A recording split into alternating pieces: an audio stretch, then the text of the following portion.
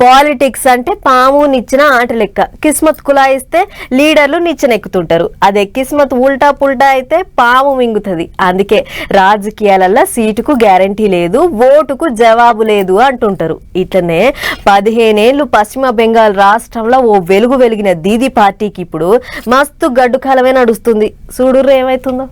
ఓడలు బండ్లు అవుతాయి, బండ్లు ఓడలు అవుతాయి అన్నట్టు పశ్చిమ బెంగాల్ రాష్ట్రంలో 15 ఏళ్ళు అక్క ఆడిందే ఆట పాడిందే పాట అన్నట్టుగానే ఉండే. కానీ ఒక్కసారి సీట్లకేంచి కిందికి దిగినాక ఆగమాగం అవుతుంది దీదీ పార్టీ. చెట్టుకోగలు పుట్టకోగలు అన్నట్టు నెత్తికో దిక్కుపోతాండ్లు మమతక్క పార్టీ లీడర్లు. పేనుకు పెత్తనం ఇస్తే నెత్తి అంత కొరిగింది అన్నట్టు మేనల్లునికి పెత్తనం ఇచ్చి పార్టీని ఆగం చేసిందని టీఎంసీ లీడర్లు అంతా బాగా కోపానికి వస్తుండ్రు. చాలా మంది పువ్వు పార్టీతో చెరుగు కానికే చూస్తాండ్రు. గంతెందుకు అచ్చం దీదీ లెక్కనే ఉంటది చిన్న దీదీ అని చెప్పుకునే సాయోని ఘోష్ అనే ఎంపీ కూడా కాషాయం కండువా కప్పుకునేందుకు తయారైతున్నదట. ఎమ్మెల్యేలు ఎంపీలు పేంతమంది మమతక్కని ఇడిచిపెట్టనికే తయారైనరు.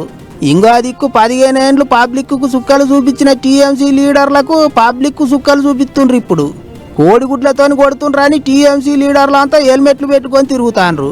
అటు మమతక్క ఆయాంలో గూండాగిరి చేసిన లీడర్లను షెడ్డి మీద ఊరంతా ఊరేగిస్తుండ్రు పోలీసోళ్ళు. తాను పశ్చిమ బెంగాల్ కు పుష్పరాజును అని చెప్పుకున్న టీఎంసీ మాజీ ఎమ్మెల్యే జహంగీర్ ఖాన్ ను గట్లనే ఊరంతా తిప్పిండ్రు.